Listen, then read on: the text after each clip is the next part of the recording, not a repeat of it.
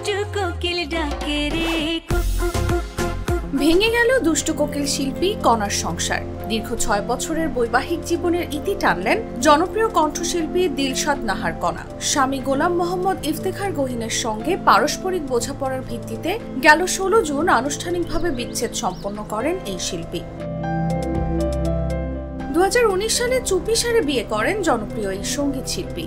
দাম্পত্যের 7 বছর হওয়ার আগেই ভেঙে গেল ভালোবেসে বাঁধা সংসার। বিচ্ছেদের বিষয়টি নিশ্চিত করে বুধবার সামাজিক যোগাযোগ মাধ্যমে এক আবেগঘন বার্তা দিলেন কণা। তিনি লেখেন, জন্ম মৃত্যু বিয়ে সবই আল্লাহর ইচ্ছা। ঠিক তেমনি যে কোনো বিচ্ছেদ হয় তারই ইশারায়। আমি এবং গহীন দীর্ঘ 6 বছরের সংসার জীবনের পর পথ আলাদা করার কঠিন সিদ্ধান্ত নিয়েছি। এটি একান্তভাবেই পারস্পরিক বোঝাপড়ার ফল।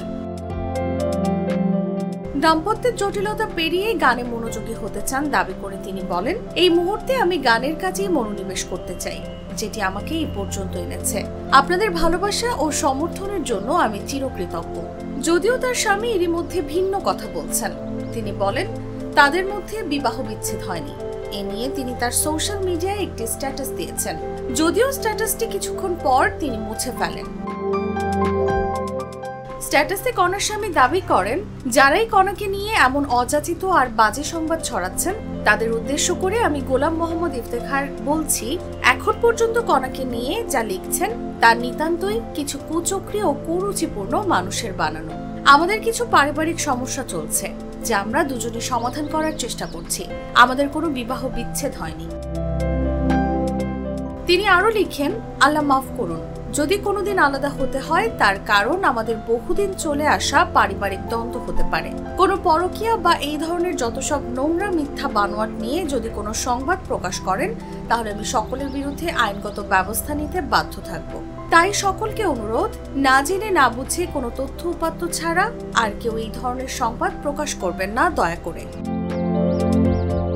এদিকে রাত 12টার দিকে আরেক সঙ্গীত শিল্পী নাজমুন মুনিরা ন্যান্সিও ফেসবুকে একটি পোস্ট দিয়েছেন। তার সেই পোস্ট নিয়ে চলছে আলোচনা সমালোচনা।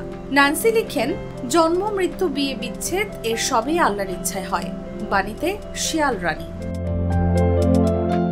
ন্যান্সির পোস্ট দেখে নেটিজেনরা ধরেই নিয়েছেন কণাকে শিয়াল রানী বলেছেন গায়িকা। গেল বছরের 14 জুলাই ফেসবুকে একটি শিয়ালের ছবি দিয়ে কণাকে ইশারা করেই আরেকটি পোস্ট দিয়েছিলেন ন্যান্সি। নিউজ ডেস্ক, জাগো নিউজ।